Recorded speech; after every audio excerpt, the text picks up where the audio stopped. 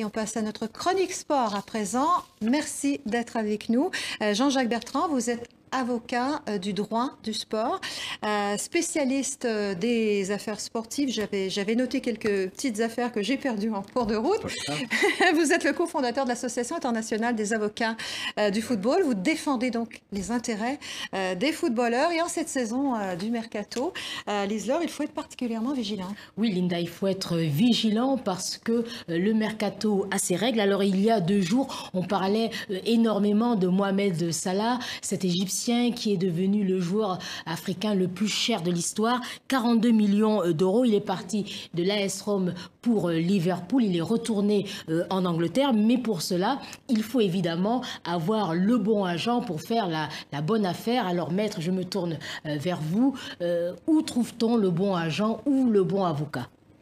Alors, je pense que je vais défendre ma paroisse. Je préférais le bon avocat. Il faut des agents. Il y en a des bons. Il y en a beaucoup de pas bons. Peut-être chez les avocats également. Mais il faut essayer véritablement de s'appuyer sur des gens qui sont reconnus pour être intègres et assurer le mieux possible la transparence et la défense des joueurs dont on va s'occuper. Alors, des agents véreux ou même des avocats véreux, j'imagine qu'il y en a dans le football, hein, comme ailleurs.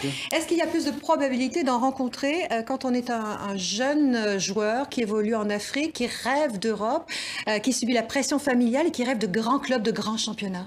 Le danger, il est présent là plus qu'ailleurs, parce que l'Afrique est un vivier fabuleux de jeunes talents, de plein de talents même, et de jeunes joueurs.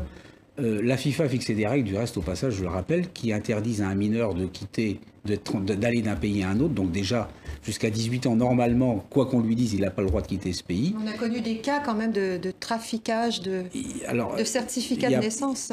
Oui, alors ce qui est assez curieux là-dessus, du reste, c'est que autrefois, on vieillissait un peu les joueurs parce que on les rajeunissait, on les rajeunissait parce que pour pouvoir arriver, ils avaient 20 ans, mais on faisait croire qu'ils en avaient 16 ou 18. Et aujourd'hui, avec cette règle de la FIFA, on a tendance à les vieillir pour qu'ils aient 18 quand ils en ont que 16. Bon, mais toujours est-il que ça, c'est des incidents, je dirais, de parcours qui peuvent arriver. Mais l'essentiel, il est quand même de faire très attention lorsque des parents vont être approchés pour leur fils, lorsque les joueurs vont être approchés par des gens qui, par définition, s'adressent là à une catégorie de joueurs qui n'intéressent pas les plus grands agents, pas encore.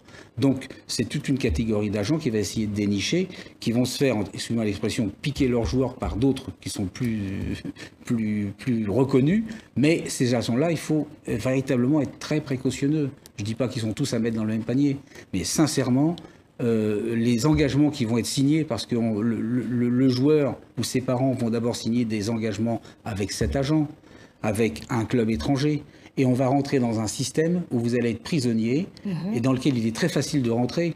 On va vous donner de la poudre aux yeux, mais le problème, et à quoi, dans les cas personnellement je veille toujours, c'est d'en sortir. C'est-à-dire qu'il faut imaginer quand on a un contrat, comment on en sort de ce contrat. C'est ça l'essentiel. Alors justement, il y a beaucoup de joueurs africains qui sont victimes de la toute-puissance des clubs. Alors je ne sais pas si c'est un système, je pensais à l'affaire Wadou, cet ex-international marocain qui est allé évoluer au Qatar et qui en 2012 n'était plus payé. Alors comment justement préserver les intérêts du joueur qui veut changer de club et qui est presque coincé par son club, surtout dans le Qatar ou dans les pays de l'Est aussi. Ils sont coincés dans ces cas-là, qui sont des exemples un peu plus rares, mais aussi avec la complicité de l'État. Parce que les joueurs, on leur a demandé de remettre leur passeport, ils l'ont remis, et le jour où ils veulent partir, ils ne peuvent pas. Vous voyez, c'est même plus une question de contrat. Alors là, on rentre dans une voie éventuellement diplomatique qui permettra de favoriser la sortie et la solution du problème, mais je ne vois pas comment, sans un avocat, là, l'agent, je ne vois pas ce qu'il va faire. Il faut véritablement, il y a toute une dimension du problème à avoir pour qu'il puisse sortir de ce qu'il n'avait pas prévu. Malheureusement, au départ, quand il est arrivé, tout était beau, c'était le Qatar, il pensait qu'il avait un contrat fabuleux, mais la sortie fait que ça devenait invivable. Et donc, il faut véritablement, de ce point de vue-là, encore une fois, être le mieux entouré possible. J'allais dire très bientôt, mais le mieux possible, en s'assurant que les gens qui vont être autour de vous sont intègres, vous informent, vous forment même à un milieu dans lequel vous connaissez pas du tout, parfois les agents non plus du reste, les règlements nationaux, sportifs, les règlements internationaux, ceux de la FIFA, etc., qui vont vous permettre d'abord de bien élaborer vos contrats pour essayer, quand c'est possible, de pouvoir en sortir. Parce que vous parliez du joueur de 42 millions. Mais le joueur, il ne voit pas les 42 millions. C'est pas pour lui. l'agent, des fois, peuvent être intéressés à cela, mais c'est de club à club. On croit que le joueur, il va être concerné par... Le joueur va lui demander son accord ou pas son accord, il donnera son accord en fonction des conditions qu'on lui donnera dans un nouveau contrat. Donc on se heurte là à un système unique au monde, qui est le système des transferts, qui fait que, ou vous ou moi, on ait des produits financiers qui valent tant de millions, et que c'est pas la personne qui nous intéresse, c'est uniquement le joueur, et l'argent qu'il représente.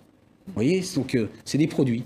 Donc il faut être super vigilant. Encore une fois, c'est le mot que vous avez utilisé, c'est celui qui convient.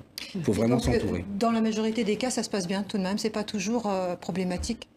Oui, il y a quand même, parce que tous les cas où ça se passe mal, on le dit pas trop.